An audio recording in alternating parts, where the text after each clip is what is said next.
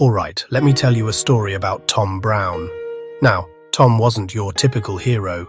He didn't have superpowers or a secret identity. In fact, Tom was just an ordinary guy living in a small town, working at the local hardware store.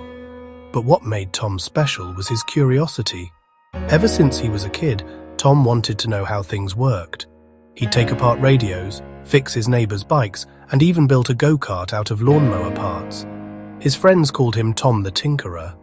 One rainy afternoon, Tom was closing up the store when he heard a strange noise coming from the alley behind the building. Most people would have ignored it, but not Tom. He grabbed his flashlight and stepped outside. There, behind a stack of crates, he found an old stray dog shivering in the rain. Tom didn't hesitate. He wrapped his jacket around the dog and brought him inside. He named the pup Rusty, and from that day on, they were inseparable. Rusty became Tom's loyal sidekick, following him everywhere, even to the hardware store, where customers loved to see them together. But Tom's story doesn't end there. One day, the town's old wooden bridge was declared unsafe. The townspeople were worried. They used that bridge every day, and building a new one would take months. Tom, never one to back down from a challenge, had an idea.